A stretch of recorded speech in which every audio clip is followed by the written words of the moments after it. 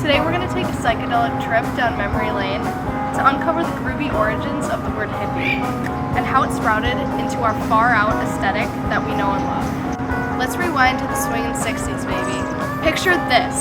It's 1965, the air is thick with the scent of patchouli, and Bob Dylan is singing about it blowing in the wind. It's in this era of peace, love, and rock and roll that the term hippie first sauntered into the scene. How many roads must a man walk down before you call him a man? Now the word hippie actually derives from the term hipster, which originally referred to the jazz aficionados in the 1940s.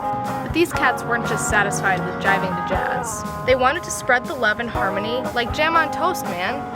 But it doesn't stop there. Our beat friends out in San Fran used the word hip as the perfect vibe before the hipsters arrived. Now dude, I know this is a crazy lot of slang to understand, but the beats were these super dope people that were into all this good stuff like personal release and higher thinking. Those dogs were super into drugs, jazz, sex, and this super mental religion called Buddhism. They were the OG sex, drugs, and rock and rollers that showed up just a little bit later. Like 5 years after the beats were everywhere, us hippies started to be the center of San Fran. All of these stuck-up office people called journalists were writing these articles about us and used the word to group us together or something. Whatever, man. We're just here for a good time.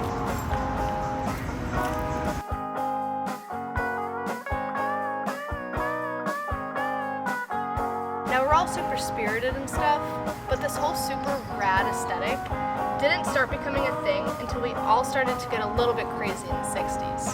So how did the hippie aesthetic blossom? Well, imagine a kaleidoscope of colors exploding like fireworks in Haight-Ashbury, San Francisco, circa 1967. Tie-dye shirts, bell-bottom jeans, and fringe vests became the unofficial uniform of the flower children. And let's not forget these accessories, my friends. Peace symbols, love beads, and of course, the iconic flower crown that crowned the heads of these free spirits. It's all about rejecting the mainstream. That was true with beauty, too. None of us were into all the glitz and glam of living in such a, how do I say it, sucky society. We usually wore nothing on our faces, unless we were seeing Jimmy at Woodstock. Then we might pencil in our brows, put on some eyeliner, and even if we felt crazy, we might put on some Vaseline. Another psychedelic bonding exercise we might dabble in is applying glitter and light eyeshadow to each other's faces. But you know what we didn't do? Shave. Awesome, right? Now I don't know about you and your dudes, but we're all down to sing together, live together, and make our minds alike together. We like this mantra, man. Make love, not war. But hey, don't go thinking the hippie vibe vanished with the last lava lamp of the 60s. Oh no, my friends. It's alive and well and kicking today, with its own modern twist.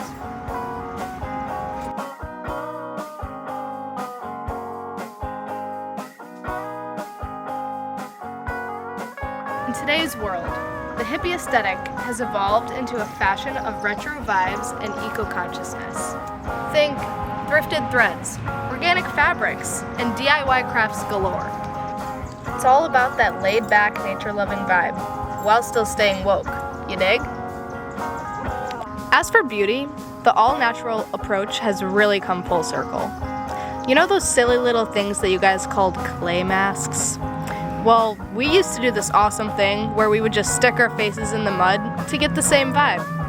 Now I'm sure the current day approach is safer and easier on the skin and whatever, but whatever floats your boat. All I'm saying is I've been seeing a lot more natural ingredients in all these oils and facial doohickeys, and you got the hipsters to thank for that one. One thing I've been digging seeing recently is the love and appreciation for our world from Gen Z. Now from what I understand, Gen Z has seen some gnarly stuff. From the war over in Ukraine to the Black Lives Matter movement and to COVID-19, it's safe to say that Gen Z is ready to make a change, and I'm all here for it.